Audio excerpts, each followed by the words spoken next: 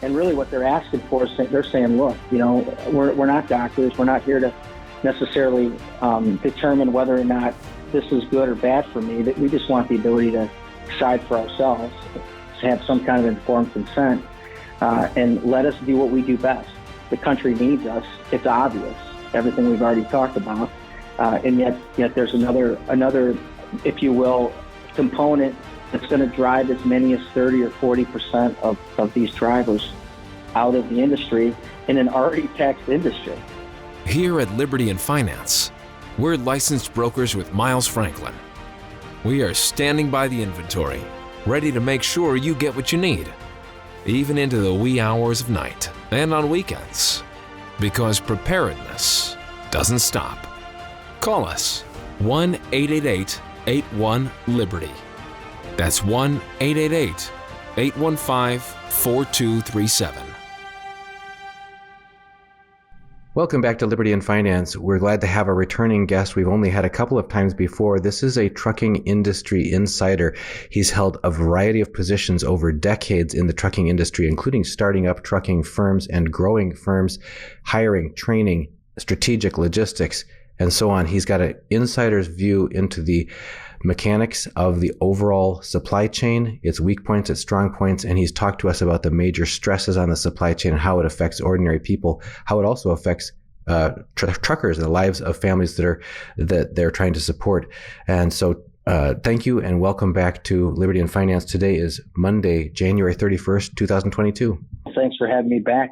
How you been? Well, actually, I'm delighted to be recovered from COVID and back in the land of the living here, and eager to get on with 2022. We had you on the very beginning of fourth quarter. It was in October of 2021 to give us an update on the direction of what clearly has become evident throughout 2021 of a fragile and fractured supply chain. People have noticed shortages of many things ranging from groceries to furniture to appliances to all kinds of things. We've heard multiple stories of people who are trying to buy homes. A lot of people moved into new homes or larger homes because they're working from home now or whatever in last year, and now they're trying to furnish their new homes and they can't get any appliances or whatever, or furniture. We talked about some of the crippling impacts of part shortages, repair backlogs, driver shortages, what's driving that, etc. So first of all, before we get into what's new, including the new trucking protests that are going on, trucking rallies, demonstrations of people standing up for freedom, both in Canada and planned in the U.S. Before we get into that, we'd like to touch base with you and get your update on the status and the progress. Are things getting better or worse in the supply chain? Are things deteriorating further, or are we sort of at steady state and struggling along, or is it getting better? Well, if we try to go back to our last conversation, as we were heading into that last quarter of the year, these things always have a trickle-down effect. So, a lot of your listeners, I'm sure, are seeing some of the things we spoke about back then that are, now coming into everyday ways of life, like just basic grocery store items, as an example. You truly can't expect to get any certain item, until you actually get to the store and find it. So what we're seeing now is that basically a lot more of the same. What we call demand in the industry is when, there's an overtaxing, if you will, amount of shipments that have to move on, a tightened group of trucks that can move those items. And that's across the board, everything from the ships that you see piled up on the West Coast that constantly hit the news, all the way through the rail that's bringing some of those containers across, the chassis or lack thereof that can pick these up from the rail yard. A lot of these rail yards are full, and there's containers that have been there for 3 to 4 weeks longer than normal, than you would even expect in what we were experiencing the last quarter of last year. So what we're seeing that it's doing, Donegan, is it's just going to push this a lot longer before we see any kind of recovery in some of these supply issues.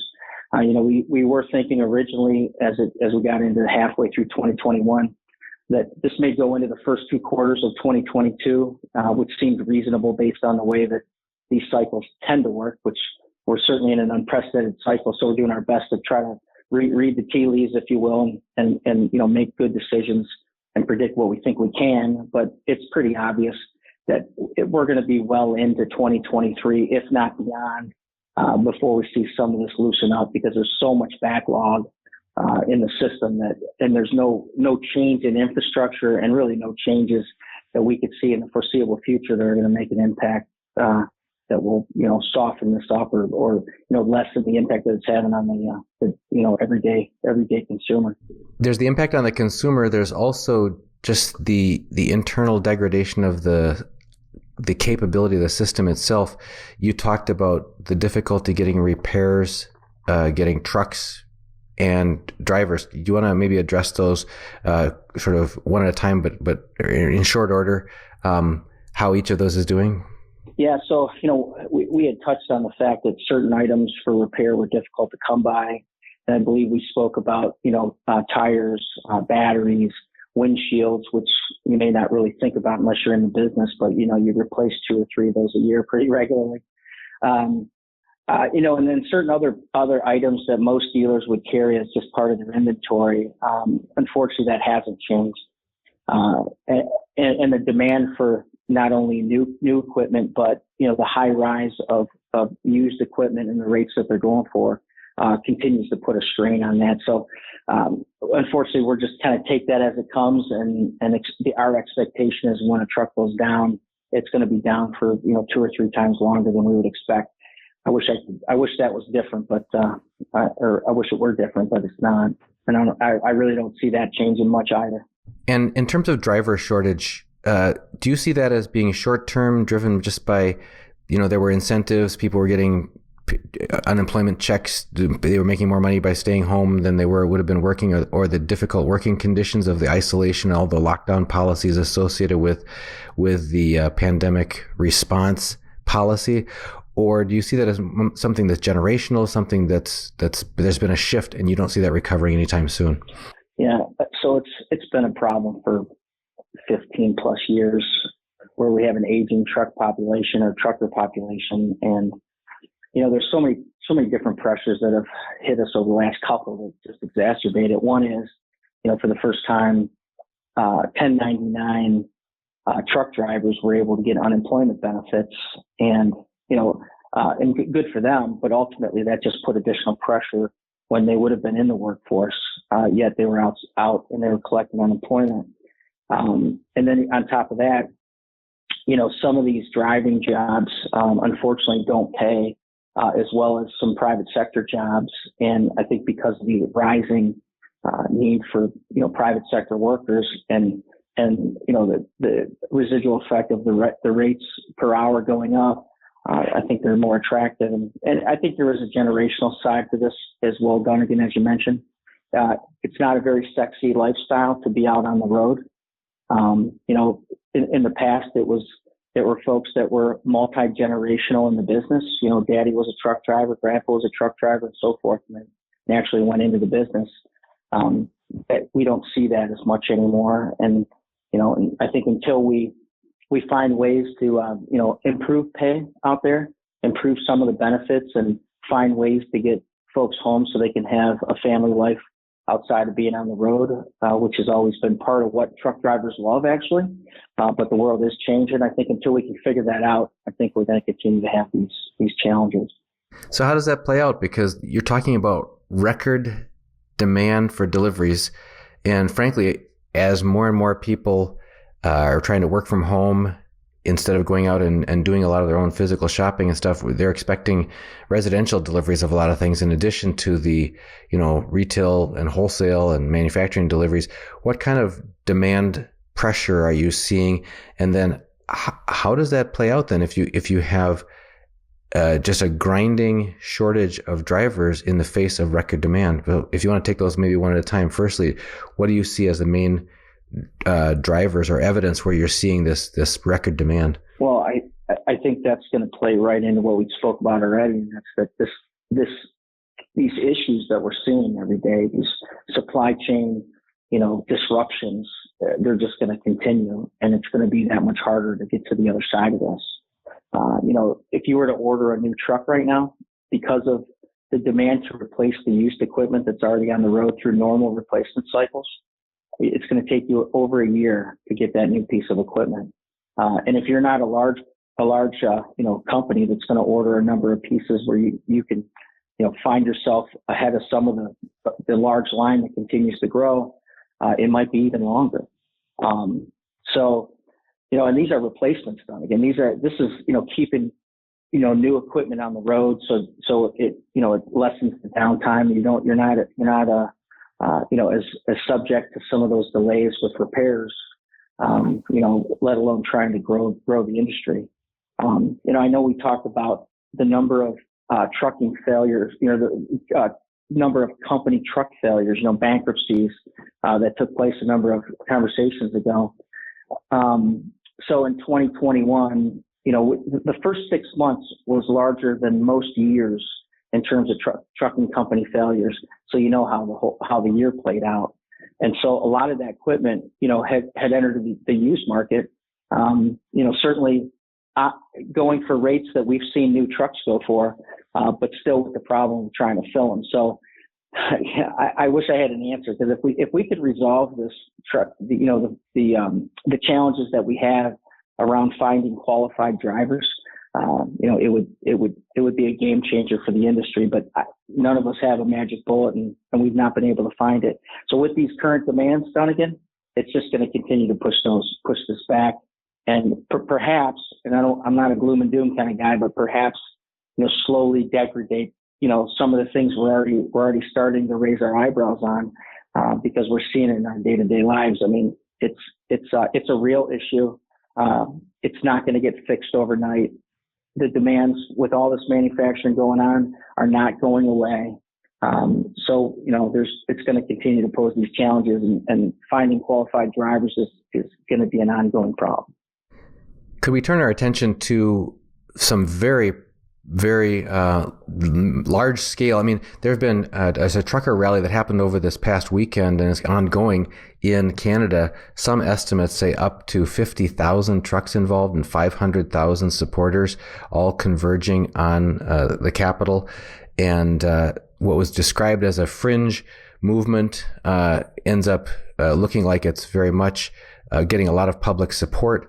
And yet the press coverage on it has been extremely negative and skewed. First, saying that it wasn't going to amount to anything, then saying, well, it was just a splinter group, and showing some disparaging photos, cherry-picked to show some malcontents with, glamorously bad iconic flags or whatever in the audience. But then more and more it's come out that this has broad-based popular public support. Can you talk to us about what's no pun intended, what's driving that rally? And then similarly in the U.S., what's behind this and what does it really mean? Well, truck drivers by nature are very independent people. They tend to be, family oriented. They tend to be on the conservative side politically. But they really value their independence, wherever they fall politically. Drivers over the years are happy to, help you understand that that's why they're in a truck, and that's why they do what they do out on the road, because they do like that independence. And unfortunately, truck drivers have this natural view of government that they're not necessarily their friend. They always call them Big Brother. And, our industry is very regulated. So, Big Brother, if you will, is always in their face. They always are seeking changes to some of the regulations, because, some of these regulations have been in place for longer than most of these truckers have been alive.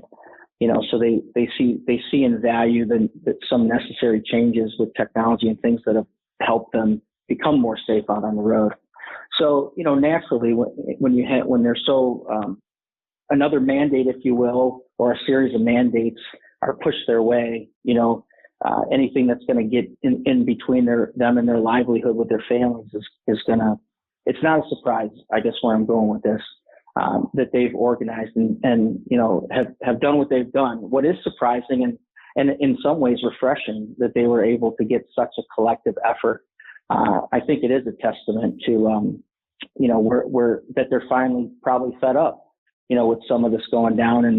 And I'm sure that the vaccine mandate piece of these mandates, especially as it relates to crossing the border and the requirement to be vaccinated, is playing further into this. And really what they're asking for is they're saying, look, we're not doctors. We're not here to necessarily determine whether or not this is good or bad for me. That we just want the ability to decide for ourselves, to have some kind of informed consent, and let us do what we do best. The country needs us. It's obvious, everything we've already talked about. And yet there's another, if you will, component that's going to drive as many as 30 or 40% of these drivers out of the industry in an already taxed industry. When you have the American Trucking Association backing not only what's going on in Ottawa, but they're begging Congress not to do this to truck drivers, that gives you an idea of where we're at. And I really hope that the U.S. version of what happened up in Canada is as successful, because this group has a lot of power, whether these folks in power are willing to admit it. As the media, including the Prime Minister of Canada, when he spoke about this publicly, it was a small group of truckers. Well, I've seen estimates as high as 30,000 trucks descended upon Ottawa, and that just goes to show you the power of the people. And I really hope that we're as successful as they are, or they were, and continue to be here in the U.S. But it's certainly no surprise. You anticipate a similar rally coming in the U.S.? I have my doubts, again, unfortunately, because, there's been a number of attempts to do various truck rallies or some kind of, unified shutdown on the highway out of some level of protest. And unfortunately, it just doesn't seem to take hold in the U.S. But I hear a lot of these guys talking, and, a number of these drivers who, and not to get into the political side of this vaccine debate, but a number of the drivers who would have chosen not to get vaccinated because they just didn't think it was in their best interest, out of fear for their own livelihood, kind of felt compelled to do so. And I think that there may be enough of that done again that might put this that might put the odds in the favor of this actually getting off the ground and being something similar. So I'm really rooting for him, because I would agree with them. Wherever you fall on this debate, it certainly should be a personal decision, and somebody in Washington shouldn't be making health decisions for me. And I know that's where a lot of them are coming from. The other thing that seems to be emerging as part of this is a groundswell of popular public support for the truckers. Could you talk to us about what you think is behind that? Well, I think a lot of folks, at least folks that I talk to in the industry, they're afraid to speak out on some of these subjects, because they're afraid of what that might mean for their jobs, or what it's like to work in the environment they're in. So I think they're a voice, out there for other folks that just don't feel that they can do it. So God bless them. Is there anything that you think people need to be aware of at an individual, household, neighborhood level as far as preparedness? Because goodness knows you have thought this through on the personal front as far as preparedness steps, that sort of thing. But anything that you think people should be keeping in mind to take care of business for themselves, rather than assuming that the system, including the trucking freight handling system, is going to be there for them when they need it and as fast as they need it over the next several years? I've always viewed this from a prudent perspective, Duncan, and as you mentioned, I have a personal level of preparedness myself, and I think folks that have been hearing me say or speak about these types of things, and they're starting to see what they're seeing out there, I hear less and less of how do you want to say it? I would often be considered somewhat of a tin hatter, from my preparedness efforts. And I was always willing to share those, my philosophy on this. And I think they're becoming less and less suspect of my motives. And I think you're crazy, to speak bluntly, to not have, some level of preparedness in your home. And when I mean preparedness, like if we had a major disruption in our food channels, it would only take 2 to 3 days before the shelves would be empty. If you're not in a position where you can weather, 3 months, in my opinion, would be the minimum that I would expect myself to be able to weather or give anyone advice out in this market. And the second piece of this is, I think we're going to have to be more mindful and think ahead more as it relates to, certain purchases that we make throughout the year from time to time, because you just can't count on something being on the shelf when if you wait till the last minute. And I think if we can get anything from what we're seeing right now, is to take that to heart and really think ahead and take care of your family in case we continue to see further degradation. The other thing is, you mentioned that you had originally expected within the industry and the discussions of those that you talked with that we would start to see improvements in 2022. You were hoping to see the supply chain fracturing healing in 2022. If I understand correctly, you're now saying you don't see signs that give you hope that that's going to be happening for the next couple of years. Did I get that part right? You definitely did. I mean, there's no doubt in our minds that 2022 is going to be more of what we're seeing now. And we're even willing to say, just based on what we know with where all the supply chain starts and how far behind they are, it wouldn't surprise us if over the next 2 years we're seeing more of the same. That's correct. Well, we're grateful for your presence here with us. Any more further thoughts that it comes to you to leave with our viewers as they try to navigate these upside down and very unprecedented times? I mean, we've all been assuming for a long time, the just-in-time economy will take care of us. I mean, shoot, we have Klaus Schwab from the World Economic Forum saying you'll own nothing and be happy. It seems like people have, the current generation, maybe even the younger generation here, have become used to thinking about the world as being a place where you can travel light, and you don't have to have a big, huge, full larder like your grandparents did, and you don't have to have a big garage full of tools like your parents did, and you don't have to even have a checkbook like your parents did or whatever, because you can just click something on your phone and whatever you need will just appear. Uber will show up 10 minutes later, and you'll always have it just in time. What do you think is the reality that we're heading into? Both of us are grandparents, and as we're heading into this world and our grandchildren are being born into, how is this world going to be different based on what you're seeing now than the assumptions that have been holding okay for the last decade or so? Well, that just-in-time way of thinking, requires an infrastructure to manage it. And a lot of us used to think that, with Amazon coming into the market and what we often refer to as the Amazon effect, would kind of change all that and really deepen it, in the sense that, you can order something and have it at your doorstep in 2 hours. You can go shopping online for your groceries, and, you pull up in a warehouse and you throw it in your trunk, or somebody delivers it to your front door. All that requires an infrastructure. And one thing that's, painfully obvious over the last couple of years is how delicate that entire infrastructure is, and how dependent on, our somewhat archaic notions of how this works, and the fact that you still need somebody behind the wheel to move it from point A to point B. And as these various factors, push against the dilapidated infrastructure, if you will, in the transportation world, it just continues to reflect on how, again, delicate it is and how open to disruption it is. And in the end, Dunnigan, I think we're going to be slowing down a little bit. I think that's ultimately where this is heading. Back to when you planned ahead a little bit more than you do now. And in some ways, thinking back to how it was, I don't think it's necessarily a bad thing, but I think we're going to have to rethink, this whole concept of just in time doesn't fit into the reality that we find ourselves in. So I think these changes are here for a while, if not ongoing, for our future. Well, I guess I'll repurpose that term just in time to say to folks who are listening, and we've got increased numbers.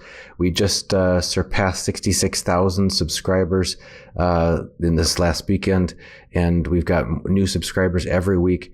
Folks, if you are listening to this interview, it's just in time for you to take preparedness steps if you haven't already, to obtain extra food, water, non-perishables, vital goods that you need, medicines, repair tools, whatever you need, parts for your household. Establish relationships in your community with those who are food producers and those who have skills that you don't, that you're going to need. And to know you have a communication plan and a plan B with family members and loved ones, and just to take care of yourself, take care of each other.